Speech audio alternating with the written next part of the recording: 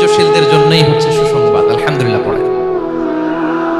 তাহলে সম্মানিত সুধী, আমরা বুঝতে পারলাম এই পৃথিবীর ফিচার হচ্ছে এখানে বিপদ থাকবে, বিপদ ছাড়া কেউ থাকবে না। স্ট্রাগল থাকবে, কষ্ট থাকবে, ঝুঁকি থাকবে, রিস্ক থাকবে, এবং নানা ধরনের বিপদ আপদ দিয়ে আল্লাহ তাআলা আমাদেরকে পরীক্ষা করবেন। এটা মাস্ট, এটা আমাদের মাইন্ডসেটে নিয়ে নিতে হবে। মাইন্ডসেটে এটা ক্লিয়ার থাকতে হবে। চিরসুখ চির শান্তি এই দুনিয়াতে মিলবে, কোথায় মিলবে তাহলে? এটা তাহলে বিপদ আসবেই, আপদ আসবেই, পরীক্ষা থাকবেই আমাদের জীবনে। তো ইন্টারেস্টিংলি মজার বিষয় হচ্ছে পরীক্ষাটা এক একজনের এক এক রকম। পুরো পৃথিবীটা একটা পরীক্ষা ক্ষেত্র, কিন্তু কারো প্রশ্নপত্রের সাথে কারো প্রশ্নপত্রের কোনো মিল নেই। সুবহানাল্লাহ। আমার পরীক্ষা একরকম, আপনার পরীক্ষা আরেক রকম, ওই ভাইয়ের পরীক্ষা আরেক রকম, ওনারটা আরেক রকম। সবাই পরীক্ষার্থী, সবাই পরীক্ষার্থী, কিন্তু কারো প্রশ্নপত্রের সাথে কারো প্রশ্নপত্রের কোনো মিল নাই। কারোর জন্য পরীক্ষা হচ্ছে সে খুব অসুস্থ, প্রচন্ড অসুস্থতা, তার জন্য পরীক্ষা। ক্যান্সারের রোগী, দুরারোগ্য ব্যাধি, ডক্টর বলছে 4th স্টেজে চলে আসছে, কয়েক মাস বাঁচতে পারে, এটা তার জন্য পরীক্ষা। আবার কারো দেখবেন যে খুব একটা অসুস্থতা নাই, অসুস্থতার ঝামেলা নাই, কিন্তু তার দারিদ্রতা আছে, তার আর্থিক অনটন, এটা তার জন্য পরীক্ষা। আবার কারো দেখবেন অসুস্থতাও নাই, দারিদ্রতাও নাই, তার দাম্পত্য জীবনের সমস্যা আছে না নাই? অনেকের দেখবেন এগুলো কোনোটাই সমস্যা না, তার ছেলে কথা শোনে না, মাদকাসক্ত, মাদকাসক্ত, রিহ্যাবে পাঠায়, আবার আসে, আবার গাঁজা খাওয়া শুরু করে, আছে না নাই বলেন? দেখেন তার পরীক্ষাটা আবার আলাদা। অনেকের দেখবেন মেয়ে বাবার কথা শোনে না, আবার অনেকের দেখবেন যে ব্যবসায় সমস্যা, লসের পর লস, লাভ উঠাতে পারে না। তাহলে পরীক্ষা ছাড়া, বিপদ আপদ ছাড়া দুনিয়াতে কেউ নাই, কেউ নাই প্রিয় ভাই। এটা আমাদের মাথায় রাখতে হবে। পরীক্ষা আপনাকে দিতেই হবে, পরীক্ষা দিয়ে দিয়েই নিজেকে প্রমাণ করতে হবে। আর এক একজনের পরীক্ষাটা এক এক রকম, কারো পরীক্ষার সাথে কারো পরীক্ষার কোনো মিল থাকবে না। তো মাঝে মাঝে আমরা এটা ভুলে যাই। আল্লাহ তাআলা কালামে পাকে রিমাইন্ডার দিয়ে আমাদেরকে স্মরণ করিয়ে দিতে চান যে এই পৃথিবীতে আসলে তোমরা এসেছো পরীক্ষা দিতে। এটাই জীবনের বড় বাস্তবতা। আমাদের জীবনে যত হতাশা, আমাদের জীবন নিয়ে যত অভিযোগ, আমাদের মনে যত কষ্ট, আমাদের হৃদয়ের ভেতরে যত অস্থিরতা, তার মূলে হচ্ছে এই সমস্যা যে আমরা ভুলেই গেছি আমরা পরীক্ষা দিতে আসছি। এটা যদি ভুলে না যান, এটা যদি আপনার মাইন্ডসেটে থাকে যে পুরো জীবনটা একটা পরীক্ষা, তাহলে দেখবেন কোনো কিছু আপনাকে কাবু করতে পারবে না। আপনি হতাশ হবেন না, জীবন নিয়ে আর অভিযোগ থাকবে না, আপনি ভেঙে পড়বেন না, সব অভিযোগ হতাশা দূর হয়ে যাবে। তার মানে বুঝতে পারলাম পরীক্ষা আপনাকে দিতেই হবে। পরীক্ষা দেয়া ছাড়া এই পৃথিবী থেকে চলে যাওয়ার কোনো চান্স বা সুযোগ আমাদের কারো নেই।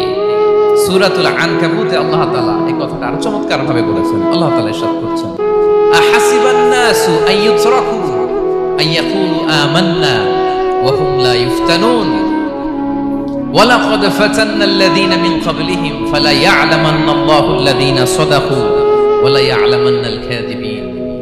আল্লাহ বলেন, মানুষ কি ভেবেছে সে শুধু বলবে আমি ঈমানদার আর তাকে আমি জান্নাতে ঢুকাই দিব? না, কখনো না, কোশ্চিনকালেও না। বরং পূর্ববর্তীকালে যারা পৃথিবীতে এসেছিল তাদেরকে আমি পরীক্ষা নিয়েছি, পরীক্ষা করেছি, এবং তাকেও ঈমানের প্রশ্নে সে সত্যবাদী না মিথ্যাবাদী পরীক্ষা দিয়ে দিয়ে নিজেকে প্রমাণ করতে হবে। ঠিক কিনা বলেন? পরীক্ষা দিয়ে আপনাকে প্রমাণ করতে হবে। এবং এই পরীক্ষার ব্যাপারটা, এটা যে শুধু আমরা সাধারণ মানুষ আমাদের জীবনে দুঃখ বিপদ পরীক্ষা এমনটা না।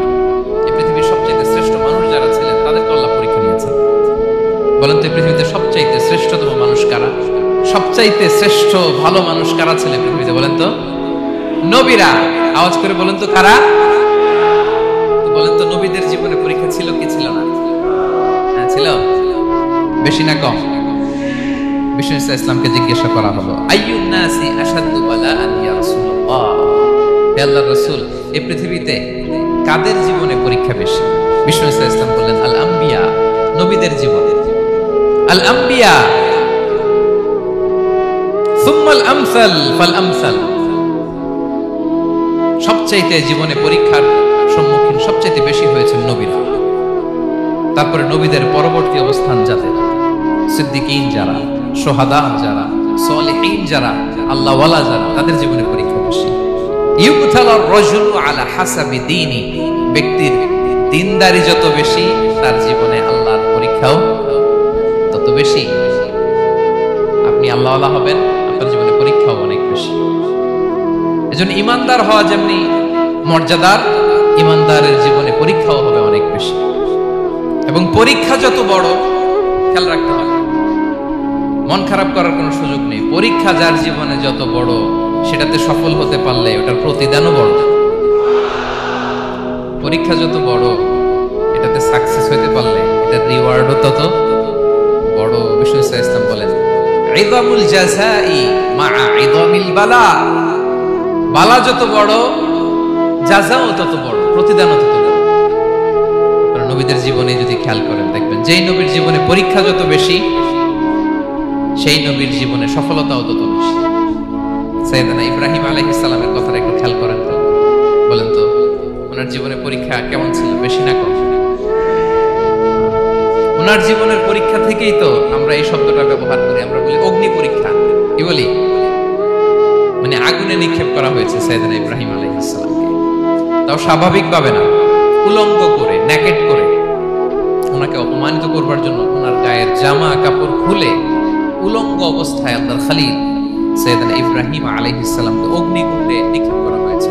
এরকম এক্সপেরিয়েন্স এই অডিটোরিয়ামের ভেতরে আমাদের কখনো হয়েছে? তাইলে সাধারণ মানুষের জীবনের পরীক্ষা আর নবীদের জীবনের পরীক্ষার মধ্যে পার্থক্য আছে না নাই?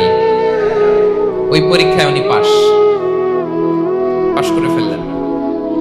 86 বছর পর্যন্ত আল্লাহর কাছে দোয়া করলেন, আল্লাহ আমাকে একটা নেককার সন্তান দাও। আল্লাহ সন্তান দেয় না। 86 বছর পরে আল্লাহ তাআলা সাইয়েদনা ইব্রাহিম আলাইহিস সালাম এবং হাজারের ঘরকে উজালা করে সন্তান দিলেন। সাইয়েদনা ইসমাঈল আলাইহিস সালাম পৃথিবীতে আসলেন কত বছর বয়সে? 86 বছর বয়সের এখানে কেউ আছেন? হ্যাঁ, আছি আমরা? কেউ নাই। 86 বছর বয়সে প্রথম সন্তান পেয়েছে। তাদের ঘরকে উজালা করে আল্লাহর নবী সাইয়েদনা ইসমাঈল আলাইহিস সালাম আসলেন। এবার আল্লাহ বললেন, যাও স্ত্রীকে আর এই কলিজার টুকরা সন্তানকে থাকো তো প্যালেস্টাইনে, প্যালেস্টাইন থেকে ১,৫০০ কিলোমিটার দূর দ্য ব্যারেন ল্যান্ড, ওই মক্কার ধুধুমরু প্রান্তরে রেখে আসো, যেখানে কেউ নাই, মানুষ নাই, গাছ নাই, পাখি নাই, পানি নাই, যাও রেখে আসো। আচ্ছা বলেন তো, ৮৬ বছর পরে যে লোকটা সন্তান পেল, বুঝে শুনে উত্তর দিন, ৮৬ বছর পরে যে লোকটাকে আল্লাহ তাআলা সন্তান দিল, তার হৃদয়ে ওই সন্তানের জন্য মায়া বেশি না কম?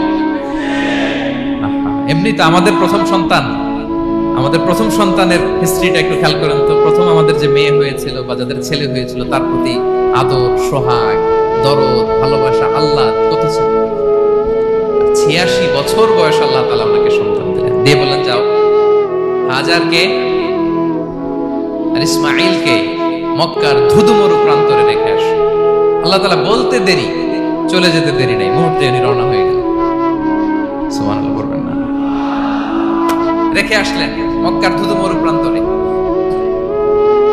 এবার আল্লাহ বললেন, যাও রিটার্ন ব্যাক টু প্যালেস্টাইন, প্যালেস্টাইনে চলে যাও। চলে গেলেন, হৃদয়টা ভেঙে খান খান। অনেক বছর পরে আল্লাহ তাআলা আবার অনুমতি দিলেন, যাও এবার ছেলেকে রেখে আসতে পারো, যাও প্যালেস্টাইন থেকে আবার মক্কায় যাও। সাইয়েদনা ইব্রাহিম আলাইহিস সালাম প্যালেস্টাইন থেকে আবার ১,৫০০ কিলোমিটার পথ পাড়ি দিয়ে, এখনকার মতো ফ্লাইটে যায় না, গাড়িতেও না, উটে করে, কিসে করে। উনি যে কতবার মক্কা থেকে ফিলিস্তিন এসেছেন আর গিয়েছেন, ইয়ত্তা নাই, গেলেন।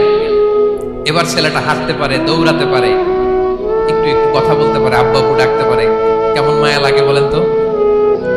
মায়া ভালোবাসায় যখন টইটম্বুর, ঠিক ওই মুহূর্তে আল্লাহ বললেন, ছেলেকে জবাই করো, জবাই করো ছেলে।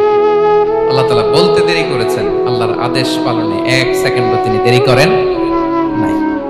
ছুরি চালালেন, জান্নাত থেকে দুম্বা নিয়ে আসা হলো। এভাবে আল্লাহর নবী ইব্রাহিম আলাইহিস সালাম ওনার জীবনের প্রতিটি ক্ষেত্রে যেখানে আল্লাহ তাআলা ওনাকে পরীক্ষা নিয়েছেন, উত্তীর্ণ হয়েছেন। এবং দেখেন ওনাকে আল্লাহ তাআলা কি উপহার দিলেন। আল্লাহ তাআলা ওনাকে খলিলুল্লাহ উপাধি দিলেন। আল্লাহর বন্ধু, সুবহানাল্লাহ বলেন। আল্লাহ তাআলা বলছেন ওয়া ইযি বিতালা ইব্রাহিম রাব্বুহু বিকালিমাতিন ফাআতাম্মাহুন ক্বালা ইন্নী জাঈলুকা লিন-নাসি ইমামা। আল্লাহ অনেকগুলো পরীক্ষা নিয়েছিলেন সাইয়েদনা ইব্রাহিম আলাইহিস সালাম, প্রতিটা পরীক্ষায় সাকসেসফুলি পাস করেছেন, গোল্ডেন এ প্লাস। আল্লাহ বলেন ইন্নী জাঈলুকা লিন-নাসি ইমামা, I'm gonna make you the leader for the entire human being. I'm gonna appoint you as a leader for the entire universe. গোটা বিশ্বের জন্য, গোটা মানবতার জন্য আমি তোমাকে লিডার বানাই দিলাম। ইযামুল জাযাই মা'a ইযামিল বালা। পরীক্ষা যত বড়, ওই পরীক্ষায় পাশ করলে ওইটার ফলাফল ও প্রতিদানও বড়। তাহলে দেখেন প্রিয় ভাইরা, সাইয়েদনা ইব্রাহিম আলাইহিস সালামের জীবনে পরীক্ষার কোনো শেষ ছিল না। আমি আপনি কোথায়? আল্লাহর খলিলের জীবনে যদি এত পরীক্ষা থাকতে পারে, আমি আপনি কোথায় বলেন তো? এবার বলেন, সাইয়েদনা মূসা আলাইহিস সালাম, ওনার জীবনে তো কোনো পরীক্ষার ছিল না। গুণে শেষ করতে পারবেন? জন্মটাই তো হয়েছে পরীক্ষার মধ্য দিয়ে।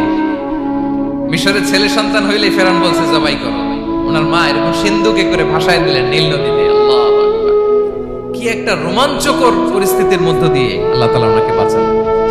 জন্মই হয়েছে পরীক্ষার মধ্যে দিয়ে। বড় হইলেন, ফেরাউনের ভয়ে দেশ ত্যাগ করলেন, মিশর থেকে মাদিয়ান। আবার আল্লাহর আদেশে যখন ফিরে আসলেন, আবার ফেরাউনের সাথে তর্ক বিতর্ক, যুদ্ধ। একটা রাত আল্লাহ নবী মূসা আলাইহিস সালাম শান্তি মতো মিশরে ঘুমাতে পারেন নাই। একটা রাত শেষ পর্যন্ত এই ফেরাউন মূসা আলাইহিস সালামকে ধাওয়া করেছে। ফেরাউনের ধ্বংসের আগ পর্যন্ত সে মূসা আলাইহিস সালামকে ধাওয়া করেছে। তার মানে মূসা আলাইহিস সালাম এই বিপদ আপদ পরীক্ষা এগুলো থেকে মুক্তি পান নাই। এবার বলেন ঈসা আলাইহিস সালামের কথা, ওনার জীবনে তার পরীক্ষা ছিল না। কি পরীক্ষা ছিল?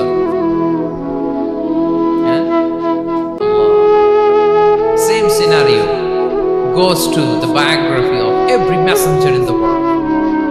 সব নবীর ক্ষেত্রে একই ঘটনা ঘটেছে। সাইয়েদনা ঈসা আলাইহিস সালাম দাওয়াত যখন দিলেন, ওনার বিরোধিতা শুরু হলো, ওনাকে হত্যার ষড়যন্ত্র হলো, ইভেন কি ওনাকে মারার জন্য বনি ইসরাইলেরা উদ্ধত হলো। জানে বাঁচবার জন্য পালালেন, এক ঘরে ঢুকলেন, চারদিক দিয়ে ঘেরাও করলেন, উনি দরজা জানালা লাগাই দিলেন। ওরা বললো একজন দরজা ভেঙে জানালা ভেঙে ভিতরে ঢুকো, ঢুকে দেখো বেটা ঈসা কি করে। একজন ভিতরে ঢুকছে, ঢুকার সাথে সাথে বল রাফাআহুল্লাহু ইলাইহি, আল্লাহ তাআলা ঈসা আলাইহিস সালামকে উপরে উঠায় নিলেন। আর যেই লোকটাকে তারা ভিতরে ঢুকালো, তার চেহারাকে আল্লাহ তাআলা ঈসা আলাইহিস সালামের চেহারার মতো করে দিলেন। এবার তার বাইরের সাথীরা বলে ঘটনা কি, বেটা ঈসাও বেরোয় না, আমাদের লোকটাও বেরোয় না, সবাই ঢুক। দরজা ভেঙে ভেতরে ঢুকে দেখে ঈসা দাঁড়ায় আছে। বলেন তো এটা ঈসা না মিসা? এটা কি আসল ঈসা? ওমা কতালু ওমা সালাবু ওয়ালাকিন শুববিহা লাহুম। আল্লাহ বলে তোমরা আমার নবী ঈসাকে হত্যাও করতে পারো নাই, শুলেও চড়াতে পারো নাই, আমি সেফটি সিকিউরিটি দিয়ে আমার নবী ঈসা আলাইহিস সালামকে আকাশে তুলে নিয়েছি। তাহলে ওনার জীবনে পরীক্ষার শেষ ছিল না। এবার যদি আমরা বিশ্বনবী সাল্লাল্লাহু আলাইহি ওয়াসাল্লামের জীবনের দিকে তাকাই, ওনার জীবনটা দেখেন তো। আমাদের প্রিয় নবী বিশ্বনবী মুহাম্মদুর রাসূলুল্লাহ সাল্লাল্লাহু আলাইহি ওয়াসাল্লাম, ওনার জীবনে কি স্ট্রাগল ছিল? স্ট্রাগল। মাক্কি জীবনের কথা যদি একটু খেয়াল করেন, দেখেন তো 3 বছর শিয়াবে আবি তালেবে জেল কেটেছেন, না খেয়েছিলেন। ওনার বংশের লোকেরা প্রথমে ছাগল খেয়েছে, ছাগলগুলো যখন শেষ, ছাগলের চামড়াগুলো শুকিয়ে ওইটা খেয়েছে। গাছের পাতা ছাল এগুলো খেয়ে খাবারের অভাবে বেহুশ হয়ে পড়ে থাকতো তারা, না খেয়ে। না খেয়ে কয়দিন ছিলেন আপনি? আমি কয়দিন ছিলাম না খেয়ে? মনেই তো পড়ে না, না খেয়েছিলাম কিনা কোনোদিন। এ হচ্ছে মাক্কি জীবন। মেন্টালি প্রেসার দেয়া হয়েছে। বিশ্বনবীর চাচা আবু লাহাব, তার 2 ছেলে উতবা আর উতাইবা, এদের সাথে বিয়ে দিয়েছিলেন 2 মেয়ের। যখন দাওয়াত দেওয়া শুরু করলেন, 2 মেয়েকে ডিভোর্স দিয়ে দিল। দেখেন একটা বাবার জন্য প্রাপ্তবয়স্কা মেয়েকে যখন উঠায় নেওয়ার আগে ডিভোর্স দেয়, তার মানসিক অবস্থাটা কেমন থাকে বলে? মেন্টালি প্রেসারাইজ করা হয়েছে, ফিজিক্যালি হ্যারাস করা হয়েছে। বিষ্ণু সাল্লাল্লাহু যখন নামাজে দাঁড়াতেন, কোটের পচা নারী ভুঁড়ি বিষ্ণুনবীর কাঁধে চাপিয়ে দেওয়া হতো। আপনার জীবনে এরকম ঘটছে কখনো? আপনি নামাজ পড়তেছেন, কোটের পচা নারী ভুঁড়ি আপনার কাঁধে চাপিয়ে দেওয়া হয়েছে। কয়দিন হয়েছে এরকম? কয়দিন হয়েছে? হ্যাঁ, তারপরে তো আলহামদুলিল্লাহ বেরোয় না মুখ দিয়ে। কেমন আছেন হুজুর? কইেন না, তাই না? বেশি একটা একটু মিলাবেন কতটুকু পরীক্ষা আমরা দিয়েছি। তায়েফে গেলেন বিশ্বনবী, তায়েফে গেছিলেন জমির বায়না দিতে, তাই না? জমি কিনবে তায়েফে। তায়েফবাসীদেরকে জাহান্নামের আগুন থেকে বাঁচাতে গিয়েছিলেন, নিজের জন্য না। সেখানে তায়েফের ছেলেরা পাথর মেরেছে বিষ্ণু ইসলামের গায়ে। এত শুভ্র দেহ ছিল, চেহারা ছিল, বিষ্ণুনবীর গা দিয়ে ঝরঝর করে রক্ত ঝরেছে। ফিজিক্যাল হ্যারাসমেন্টের শিকার হয়েছেন বিষ্ণু ইসলাম। যখন যেদিন বিষ্ণু ইসলামকে হত্যার ষড়যন্ত্র করা হলো, আল্লাহ তাআলার আদেশে তিনি মক্কা থেকে মদিনায় হিজরত করলেন। মদিনাতে যে একটা রাত, সপ্তম হিজরির আগ পর্যন্ত শান্তিতে ঘুমাতে পারেন না। 3 দিকে 3 ইহুদি বসতি, বনু কাইনুকা, বনু নদীর, বনু কুরাইজা। খাওয়ার মধ্যে বিষ মিশিয়ে দেয়া হয়েছিল বিষ্ণু ইসলাম। বাজুর, খাসির বাজুর রান পছন্দ করতেন। এক ইহুদি মহিলা বিষ্ণু ইসলামের ওই রানের মধ্যে বিষ মিশিয়ে দিয়েছেন। ওই বিষের যন্ত্রণায় মৃত্যুর আগ পর্যন্ত বিষ্ণুনবী কাতরাতেন এবং উনি ইন্তেকালের সময় ওই বিষের ব্যথা যন্ত্রণাতে ইন্তেকাল করেছেন। বিষ্ণুনবীর ইন্তেকালটা শাহাদাতের ইন্তেকাল ছিল। বিষ্ণু ইসলাম বলেছেন, ওই যে খায়বার এলাকার ওই মহিলা যে আমার খাবারে বিষ মিশিয়েছিল, সেই বিষের যন্ত্রণা, বেদনা, কষ্ট আমি অনুভব করছি। খেয়ে না খেয়ে দিন প্রচারের কাজে নিজেকে দিয়েছ বিলিয়ে, তায়েফের কাফিরেরা চিনল না সে আলো, দুষ্ট ছেলেদের পিছু দিল লেলিয়ে, পাথরের আঘাতে ক্ষত বিক্ষত হয়ে সারা শরীর থেকে রক্ত ঝরে। হে রাসূল তোমাকে ভুলি আমি কেমন করে, হে রাসূল তোমাকে ভুলি আমি কেমন করে। হাজার ব্যথা বেদনার পরে ফিরে আসনি তুমি আপন ঘরে, দিনের আলো তুমি ছড়িয়ে দিতে চলে গেলে মদিনায় মক্কা ছেড়ে। হে রাসূল তোমাকে ভুলি আমি কেমন করে, হে রাসূল তোমাকে ভুলি আমি কেমন করে। ঠিক কিনা বলেন? একটা রাত শান্তিতে, শান্তির ঘুম তিনি দিতে পারেন নাই। প্রিয় ভাইরা, তাহলে আমরা কি বুঝলাম? বিশ্বনবীর জীবনে পরীক্ষা ছিল কি ছিল না? আমাদের উপায় আছে? আমরা বাঁচতে পারবো এই বিপদ আপদ পরীক্ষা ঝঞ্ঝাল থেকে? বাঁচতে চাইলেও বাঁচতে পারবো? ইমাম মালিক আলাইহি রাহমান নাম শুনেছেন? ইমাম মালিক, ওনার জ্ঞান থেকে লাখো লাখো মানুষ উপকৃত হয়েছে, কোটি কোটি মানুষ উপকৃত হয়েছে। মদিনার রাস্তায় রশি দিয়ে ওনাকে টেনে হিচড়ে এক এলাকা থেকে আরেক এলাকায় নিত জালেম বাদশাহ ইমাম মালিক আলাইহি রাহমান। ইমাম আহমদ ইবনে হাম্বল, ওনাকে বেত্রাঘাত করা হতো, চাবুক দিয়ে পেটানো হতো। আমাদের মাযহাবের ইমাম আল ইমাম আল আযম আবু হানিফা আলাইহি রাহমান, ওনাকে কারাবন্দী করা হয়েছে। তার মানে দেখেন, যত বড় বড় স্কলার, যত বড় বড় মাশায়েখ, এমনকি আম্বিয়া আলাইহিস সালাম, ওনারাও পরীক্ষা বিপদ আপদ থেকে রেহাই পান। পাইছে? তাহলে আপনি আর আমি পাবো? বলেন তো। তাহলে এটা আমাদের ব্রেইনে গেঁথে নিতে হবে যে জীবন মানেই এখানে বিপদ থাকবে, পরীক্ষা থাকবে, স্ট্রাগল করে করে আমাকে আগাতে হবে। কেউ আমার জন্য রেড কার্পেট বিছিয়ে রাখবে না। এই জীবনটা বড় জটিল। This is life, how it's design. এভাবেই পৃথিবীকে ডিজাইন করা হয়েছে। এখানে বিপদ আছে, কষ্ট আছে। এই পরীক্ষা দিয়ে দিয়ে আপনাকে উত্তীর্ণ হতে হবে। বুঝতে পেরেছেন প্রিয় ভাই? নাও দ্য কোশ্চেন আরাইজ, এখন প্রশ্ন হচ্ছে, কেন আল্লাহ এই পরীক্ষা নেন? কেন? আল্লাহ তাআলা সূরা মুলকে বলেছেন, এই পৃথিবী সাজানোর, এই জীবন মৃত্যুর এই খেলা, এটার উদ্দেশ্যটাকে আল্লাহ তাআলা স্পষ্ট করে বলেছেন। আল্লাযী খালাকাল মাউতা ওয়াল হায়াতা লিয়াবলুয়াকুম আইয়ুকুম আহসানু আমালা। জীবন মৃত্যু দিয়ে তোমাদের জীবনকে সাজানো হয়েছে এজন্য, যাতে করে তিনি তোমাদের পরীক্ষা করতে পারেন। কি করতে পারেন? তোমাদের মধ্যে কে সৎকর্মে অগ্রগামী, কে কাজে ভালো, আমলে ভালো, এটা দেখার জন্য। বেসিকলি আল্লাহর দেখার প্রয়োজন নাই, আমাদেরকে দেখানোর জন্য এই পরীক্ষার আয়োজন। আমি ভালো করবো না খারাপ করবো এটা আল্লাহ জানে না? ওনার পরীক্ষা করা লাগে কেন? কথা বলেন। আমি জান্নাতি না জাহান্নামী এটা আল্লাহ জানেন না? বেসিকলি আমাদেরকে জানানোর জন্য এই পরীক্ষার আয়োজন। কাদেরকে জানানোর জন্য? মানে তুমি জেনে যাও তুমি জান্নাতি না জাহান্নামী। আমি ভালো করেই জানি। একটা ছোট্ট উদাহরণ দিলে বুঝতে পারবেন প্রিয় ভাইয়েরা। ধরেন আল্লাহ তাআলা দুইজনকে সৃষ্টি করলেন। উদাহরণস্বরূপ একজনের নাম আব্দুল্লাহ, আরেকজনের নাম আব্দুর রহমান। সৃষ্টির পরে আব্দুল্লাহকে বললেন, আব্দুল্লাহ আমি জানি তুমি পৃথিবীতে 50 বছর হায়াত পাইতা, খুব ভালো কাজ করতে, তুমি দুনিয়াতে অনেক ভালো কাজ করতে, এটা আমি আগেই জানি, আমার অসীম জ্ঞান বলে আমি আগে থেকেই জানি। তো যাও, তোমার এইমাত্র সৃষ্টি করলাম, যাও তুমি জান্নাতে ঢুকে যাও, কারণ আমি জানি তুমি জান্নাতি হবে। আচ্ছা, আর আব্দুর রহমান তুমি পৃথিবীতে খুব খারাপ কাজ করতে, এটা আমি জানতাম, তোমারে পাঠাইলে খারাপ কাজ করবা, তুমি সীমা লঙ্ঘন করবা, অন্যায় করবা, অপরাধ করবা, তুমি জাহান্নামী হবা, যাও। যেহেতু আমি জানি পরীক্ষার আর দরকার নেই, তোমারে জাহান্নাম দিয়ে দিলাম, যাও ঢুকে যাও। আব্দুল্লাহ ঠিকই জান্নাতে ঢুকে যাবে, আব্দুর রহমান কি ঢুকবে? ঢুকবে।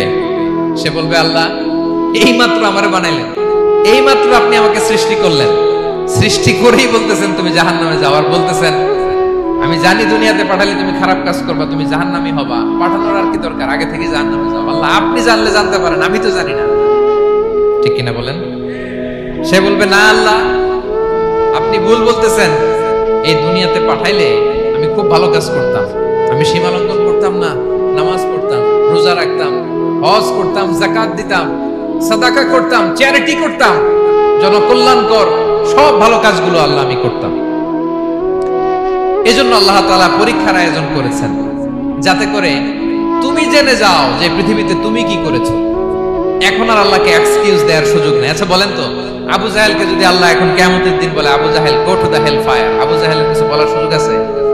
কারণ ও দুনিয়াতে কি করে আসছে এটাও জানে না। ফেরাউনকে ডেকে যদি আল্লাহ বলে, ফেরাউন তুমি জাহান্নামে যাও, go to the hell fire, ওর কি কোনো এক্সকিউজ দেওয়ার সুযোগ আছে? বলেন, সুযোগ আর আছে? কারণ তুমি দুনিয়াতে কি করেছো তোমার চেয়ে ভালো কেউ আর জানে। তা পৃথিবীতে এই পরীক্ষার এই আয়োজনের সবচেয়ে বড় উদ্দেশ্য হচ্ছে যাতে করে আমরা দেখে যাই যে আমরা কি কাজ করছি। কেউ যখন পরীক্ষা দেয় প্রিয় ভাইরা, ওই পরীক্ষায় কত পাবে তার একটা হিসাব আছে না? বলেন, আপনি গণিত পরীক্ষা দিয়ে আসছেন, যে 100তে 100 পাবে সে বলতে পারে আমার সব অঙ্ক হয়েছে, ঠিক কিনা বলেন? আর যে লাড্ডু গুড্ডু বুঝছেন তো, কিছুই পারে নাই, ঘোড়ার ডিম, তারও একটা হিসাব আছে যে সে কিছুই লিখে আসতে পারে নাই। এই পৃথিবীতে এই পরীক্ষার আয়োজনের প্রধানতম কারণ হচ্ছে যাতে করে আমরা বুঝে যেতে পারি যে আমরা কোথায় যাব, জান্নাতে না জাহান্নামে। প্রিয় সুধী, এ পর্যায়ে আমরা জানবো এই যে পরীক্ষা আল্লাহ তাআলা নিচ্ছেন আমাদেরকে, এই পরীক্ষায় সফল হওয়ার মূল মন্ত্র কি। কোরআনে বিভিন্ন আয়াতে এই পরীক্ষার কথা বলা হয়েছে এবং এই পরীক্ষার সফলতার মূল মন্ত্রও কোরআনে ঘোষিত হয়েছে। আলহামদুলিল্লাহ বলেন। যে আয়াত দিয়ে আমি শুরু করেছি, এই আয়াতে আল্লাহ তাআলা বলেছেন, ওয়াবাশশিরিস সাবিরিন, নবী হে ধৈর্যশীলদেরকে আপনি সুসংবাদ দিন, ধৈর্যশীলদেরকে সুসংবাদ দিন। তার মানে বিপদে ধৈর্য ধারণ করতে হবে প্রিয় ভাইরা। ইন্নামাস সাবরু ইনদা সাদামাতিল উলা। বিপদে আমরা অনেক সময় প্যানিক হয়ে যাই, অস্থির হয়ে যাই, কি করব, হতাশ না। মুমিনরা হতাশ হয় না, ধৈর্য ধারণ করে। কি করে? কি করে? ধৈর্য ধারণ করার শক্তি দাও গো মেহেরবান, আমায় দাও গো মেহেরবান। পড়েন, ধৈর্য ধারণ করার শক্তি দাও গো মেহেরবান, আমায় দাও গো মেহেরবান। সবাই বলুন একসাথে, ধৈর্য ধারণ করার শক্তি দাও গো মেহেরবান, আমায় দাও গো মেহেরবান। বুকের ভেতর ব্যথার নদী বইছে অবিরা, বইছে বইছে অবিরা। পড়ো, ধৈর্য ধারণ কর মেহেরবান, আমায় দাও গো মেহেরবান। পড়েন আমিন। আল্লাহ যেন বিপদে আমাদেরকে ধৈর্য ধারণ করার তৌফিক দান করে। প্রিয় ভাইয়েরা, ধৈর্য এটা এমন একটা গাছ যে গাছের সারা গায়ে কাটা, কিন্তু এই গাছের ফলটা বড় সুস্বাদু। আই রিপিট, আমি আবার বলছি, ধৈর্য এটা এমন একটা গাছ যে গাছের সারা গায়ে কাটা, কিন্তু ফলটা বড় মিষ্টি, ফলটা বড় সুস্বাদু। সবাই ধৈর্য ধারণ করতে পারে। বিষ্ণু ইসলামকে আল্লাহ তাআলা নানা সময় আশ্বস্ত করেছেন, সান্ত্বনা দিয়েছেন, আর ধৈর্যের বাণী শুনিয়েছেন। আল্লাহ বলেন, ফাসবির কামা সাবারা উলুল আজমি মিনার রাসূল। নবী হে, আপনার আগে দৃঢ় প্রত্যয়ী নবীরা যেরকম ধৈর্য ধারণ করেছে, আপনি ধৈর্য ধারণ করুন। সূরাতুল মুজাম্মিল আল্লাহ তাআলা বলছেন, ওয়াসবির আলা মা ইয়াকুলুনা ওয়াহজুরহুম হাজরান জামিলা। ওরা যাই বলুক, আপনি ধৈর্য ধারণ করুন, ওদের কথাকে ইগনোর করুন। Just ignore what they are saying to you. যা বলে আপনি জাস্ট ইগনোর করেন। ওরা বিষ্ণু ঈসা ইসলামের মনোবলকে ভেঙে দেওয়ার জন্য কখনো বিষ্ণু ঈসা ইসলামকে কবি বলে গালি দিত। কবি কি বলতো? শায়ের। কখনো বলতো মজনুন, পাগল। নাউজুবিল্লাহ পড়বেন না? পাগল বলে গালি দিত। মাঝে মাঝে বলতো কাহিন, গণক। মাঝে মাঝে বিষ্ণু ঈসা ইসলামকে তারা বলতো আবতার, লেস কাটা। মুহাম্মদ, তোমার ছেলে নাই, তোমার বংশ নির্বংশ হয়ে গেছে, তোমার নাম নেয়ার মতো কেউ নাই। কপাল পোড়া। গোটা বিশ্বব্যাপী বিষ্ণু ঈসা ইসলামের সুনাম সুখ্যাতি ছড়িয়ে দিয়েছে কে? আকাশ বাতাস মাড়িয়ে, সাত আকাশ ছাড়িয়ে আল্লাহর আরশ পর্যন্ত আল্লাহ তাআলা বিষ্ণুনবীর সুনাম সুখ্যাতিকে সুউচ্চ করেছেন। ঠিক কিনা বলেন? ইগনোর করুন। আপনাকে কবি বলে, গণক বলে, আপনাকে পাগল বলে, আপনাকে লেসকাটা বলে, জাস্ট ইগনোর দেন। বর্তমান সময়েও নানা ধরনের ট্যাগ আমাদেরকেও দেয় কি দেয় না বলেন? দেয়। আমাদেরকে কি বলে? মৌলবাদী বলে, বলে বলে ওই যে রাজাকার বলে। রাজাকার রাজাকার খেলার দিন শেষ। মন মতো হইলে মুক্তিযোদ্ধা, মন মতো না হইলে রাজাকার, এই দিন শেষ। ওই দিন আর নাই। এই কার্ড দিয়ে আর খেলার দিন নাই। এগুলো মানুষ আর খায় না এখন, এগুলো গিলে না আর। সাধারণ মানুষ বড্ড সচেতন। দেখেন, কালের বিবর্তনে, সময়ের আবর্তনে একই পরিক্রমা আমাদেরকেও ট্যাগিং করে। আমাদেরকে মৌলবাদী বলে, ব্যাকডেটেড বলে, রাজাকার বলে, জঙ্গি বলে, যুদ্ধাপরাধী বলে। আছে না এরকম? ওয়াসবির আলা মা ইয়াকুলুন, নিজের সাথে মিলায় না। যা বলে ধৈর্য ধারণ করো। ওয়াহজুরহুম হাজরান জামিলা, জাস্ট ইগনোর দেম। ভালোভাবে ইগনোর করেন, খালাস, সালাম দিয়ে কেটে পড়েন। তাহলে প্রিয় ভাইরা, এই বিপদ আপদ আমাদের পিছু ছাড়বে না, পিছু ছাড়বে না। নবীদের পিছু ছাড়ে নাই, আমরা কোথায়? আমরা আর কি? বিপদ আমাদেরকে ধৈর্য ধারণ করতে হবে, মনোবল হারাইলে হবে না। দেখেন বিশ্বনবী কিভাবে আপনাদেরকে সান্ত্বনা দেয়। বিশ্বনবী বলেন, আজাবান লি আমরিল মুমিন, মুমিনের ব্যাপারটা বড় আশ্চর্যজনক। ফাইন্না আমরাহু কুল্লাহু লাহু খাইর, মুমিনের জীবনে যা ঘটে সবটাই খাইর, সবটাই কল্যাণ। ইন আসাবাতহু সাররাউ শাকারা ফাকানা খাইরাল্লাহ ওয়া ইন আসাবাতহু দাররাউ সাবারা ফাকানা খাইরাল্লাহ। মুমিনের জীবনে যদি সুখ আসে তাহলে মুমিন শুকরগুজার হয়, এটা তার জন্য ভালো। আর যদি মুমিন জীবনে দুঃখ আসে তাহলে সে সবর ইখতিয়ার করে, এটাও তার জন্য ভালো। সুবহানাল্লাহ। তাহলে দেখেন, আমরা হয় সুখে থাকি নয় দুঃখে থাকি, ঠিক কিনা বলেন? তাহলে সুখের সময় আমরা শুকর করি, কি করি? শুকরগুজার হই। শুকরিয়া করো একটা ইবাদত, শুকরিয়া করো কি? আর দুঃখের সময় আমরা সবর করি, সবর করাটাও একটা। তাহলে আমাদের পুরো জীবনটাই ইবাদত, পুরো জীবনটাই। সুখের সময় শুকর আর দুঃখের সময় সবর। আওয়াজ করে বলেন, সুখের সময় শুকর আর দুঃখের সময়। এই দুই ইবাদত মুমিন জীবনে চলমান, কন্টিনিউয়াস, একটা উইন উইন সিচুয়েশন। কি বলেন? উইন উইন হয়ে গেল না? যেই পরিস্থিতিতেই থাকে আমাদের জন্য লাভ। আল্লাহু আকবার। তাহলে প্রিয় ভাইরা, এটাই জীবনের বাস্তবতা। সবর আমাদেরকে ইখতিয়ার করতে হবে, হতাশ হওয়া যাবে না। অনেকে আমরা অল্পতে হতাশ হই। এই যে আমরা ধৈর্য ধারণ করছি, এর ফল পাচ্ছি না। দীর্ঘ 1.5 যুগ 1.5 দশক ধরে ধৈর্য ধারণ করছেন না আপনারা? এখন মুক্তি, স্বাধীনতা, বিজয় এনে দিয়েছে কে? ধৈর্য ধারণ করুন। ধৈর্যের যে ফলাফল, এটা বড় মিষ্টি। ধৈর্য এমন একটা গাছ, এই গাছের সারা গায়ে কাটা, কিন্তু এর ফলটা বড় সুস্বাদু, এর ফলটা বড় মিষ্টি। ধৈর্য ধারণ করার অভ্যাস করতে হবে প্রিয় ভাইরা। মুমিন হতাশ হয় না, হাল ছেড়ে দেয় না। মুমিন ভরসা রাখে একজনের উপর, তিনি কে?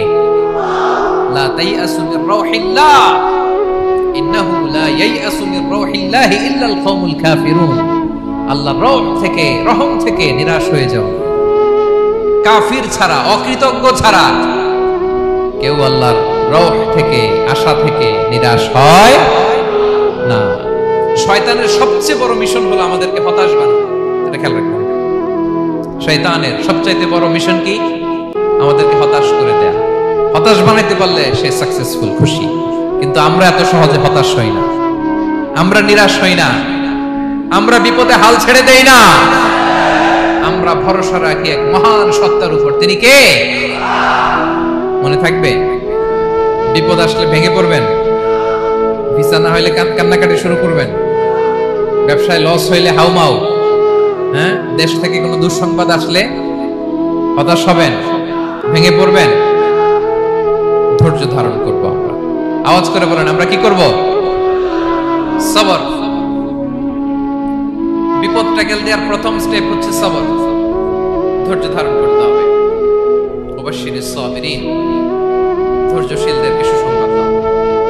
বিপদ থেকে বাঁচার দ্বিতীয় স্টেপ হচ্ছে এই বিপদ থেকে উত্তরণের চেষ্টা করতে হবে। কন্টিনিউয়াস প্রচেষ্টা চালিয়ে যেতে হবে। ওয়াল্লাযীনা জাহাদু ফিনা লানাহদিয়ান্নাহুম সুবুলানা। যারা আমার রাস্তায় চেষ্টা করে, প্রচেষ্টা করে, স্ট্রাগল করে, তাদেরকে আমি পথ দেখিয়ে দেই, সুবুল দেখিয়ে দেই, ওয়ে আউট দেখায় দেই, এক্সিট দেখায় দেই। কোথাও আটকাবেন না আপনি, আপনাকে এক্সিট দেখায় দিবে কে? মালয়েশিয়াতে কেলুয়ার বলে না? কেলুয়ার কি বলে চেনেন? কেলুয়ার মানে কি? এক্সিট। এক্সিট পেয়ে যাবেন, আটকাবেন না আপনি জীবনে কোথাও। 3 নাম্বার, আল্লাহর উপর তাওয়াক্কুল করতে হবে বিপদ আসলে। ওমাইয়া তাওয়াক্কাল আলাল্লাহি ফাহুয়া হাসবুহ। আল্লাহর উপর যে তাওয়াক্কুল করে, আল্লাহই তার জন্য যথেষ্ট হয়ে যায়। তাহলে বিপদে প্রিয় ভাইরা আমরা প্যানিক হব না, ধৈর্য ধারণ করব, বিপদ থেকে উত্তরণের সর্বোচ্চ প্রচেষ্টা চালিয়ে যাব, আর ভরসা রাখবো একজনের উপর, তিনি কে? আর বিপদ আসলে এটাকে নেগেটিভলি নেবেন না সব সময়। বিপদ আপদ এটা অনেক পজিটিভ, ভালো জিনিস আমাদের জীবনে বয়ে নিয়ে আসে।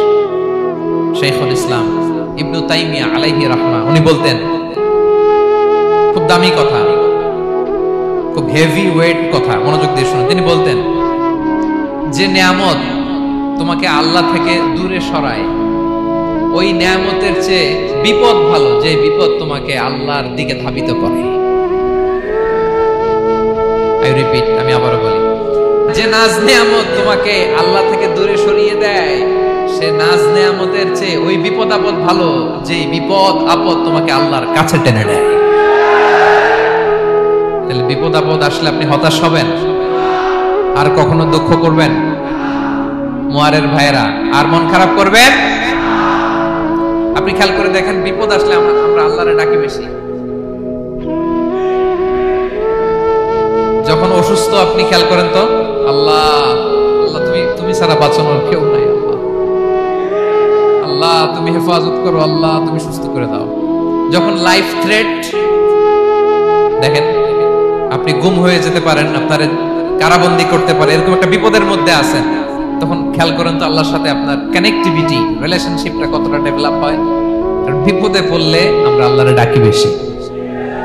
তাহলে বিপদ আপদেরও কিছু পজিটিভ সাইড বা দিক আমাদের জীবনে আছে না নাই? অনেক পজিটিভ দিক আছে, কয়েকটা শেয়ার করি। 1 নাম্বার, আল্লাহ 1 নাম্বার পজিটিভ সাইড তো বললাম, ইমাম ইবনে তাইমিয়া যেটা। এরপরে হচ্ছে মাঝে মাঝে আল্লাহ তাআলা আমাদের মর্যাদাকে আপগ্রেড করতে চায়, এলিভেট করতে চায়। আপনি ধরেন কোন একটা এয়ারলাইন্সের রেগুলার প্যাসেঞ্জার টিকিট কাটেন, মাঝে মাঝে হঠাৎ করে দেখবেন কাউন্টারে গেলে তারা বলে you are upgraded to business class অথবা you are upgraded to first class. যেহেতু রেগুলার প্যাসেঞ্জার, অনেক মাইলস জমা হয়েছে, আপগ্রেড করে দেয়। আল্লাহ তাআলা মাঝে মাঝে চায় তিনি আমাদের মর্যাদাকে, র্যাঙ্ক, এটাকে আপগ্রেড করবেন, কিন্তু আমার যে আমল আখলাকের অবস্থা, ওইটা দিয়ে ওই আপগ্রেড র্যাঙ্কে যাওয়ার সুযোগ নাই। বুঝতেছেন কথা? আল্লাহ চায় আমার লেভেল একটু আপ করতে, কিন্তু আমার আমলের যে অবস্থা, এতে আমি ওখানে যাই না। তখন আল্লাহ কিছু বিপদ আপদ দিয়ে, পরীক্ষা দিয়ে বান্দাকে টেস্ট করে। ওই পরীক্ষায় যদি উত্তীর্ণ হন, সাথে সাথে আল্লাহ তাআলা আপনার লেভেল বা র্যাঙ্ক আপগ্রেড করে দেয়। সুবহানাল্লাহ বলবেন না? তাহলে লাভ না লস? আওয়াজ করে বলেন, লাভ না লস? মুমিন জীবনের সব লাভ। যত বিপদ আপদ আপনাকে স্পর্শ করে, প্রতিটাতেই আপনার জন্য কল্যাণ। বিষ্ণু ইসলাম বলেন, মা ইউসিবুল মুসলিমা মিন নাসাবিন ওয়ালা ওয়াসাবিন ওয়ালা হাম্মিন ওয়ালা হুজনিন ওয়ালা আযান ওয়ালা গাম্মিন হাত্তা শাওকাতি ইউশাকুহা ইল্লা কাফারাল্লাহু বিহা খাতায়া।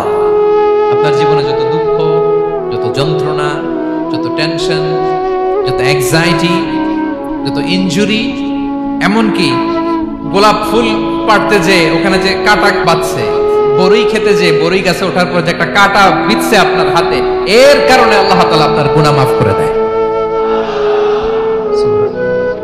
তাহলে বিপদ আপদ দিয়ে আল্লাহ বান্দার মর্যাদাকে আপগ্রেড করে।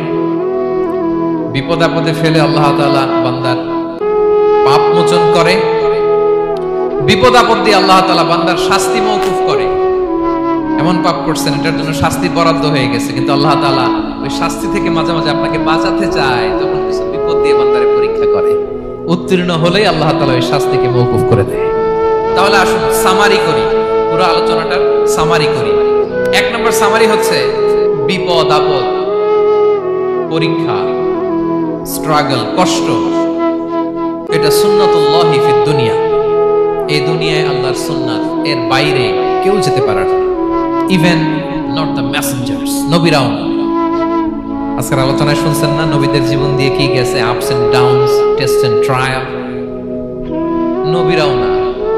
তাহলে এটা আমাদের মাইন্ডসেটের সাথে সেট আপ করে নিতে হবে যে অতীতে, বর্তমানে, ভবিষ্যতে বিপদ আপদ মুক্ত এই পৃথিবীতে কেউ থাকবে না। পারবেন? হ্যাঁ, এটা মাইন্ডসেটে নিয়ে নিতে হবে যে এটাই জীবন, বিপদ আপদ দিয়ে আল্লাহ পরীক্ষা করবে। এটাই পৃথিবী, চির সুখ চির শান্তি এই পৃথিবীতে খুঁজলেই পাওয়া যায় না। শুরুতে বলছিলাম না, চির সুখ চির শান্তি। বলেন তো, এটা কি দুনিয়ার ফিচার না জান্নাতের ফিচার? জান্নাতের ফিচার দুনিয়ায় খুঁজতে পাওয়া যাবে? তাহলে আজকের আলোচনার এক নম্বর লেসন হচ্ছে বিপদ আপদ এটা সুন্নাতুল্লাহি ফিদ দুনিয়া। এই দুনিয়া আল্লাহর সুন্নাত, এটা থেকে মুক্তি পাওয়ার কোনো সুযোগ নাই, নবীরাও পায় নাই। দুই নম্বর লেসন, বাঁচার যেহেতু সুযোগ নাই, we have to face it with patience, intellect and tawakkul. বিপদে অস্থির হওয়া যাবে না, এটাকে ফেস করতে হবে উইথ পেশেন্স, ধৈর্যের সাথে। বিপদ আমরা মোকাবেলা করব কিসের সাথে? ধৈর্য।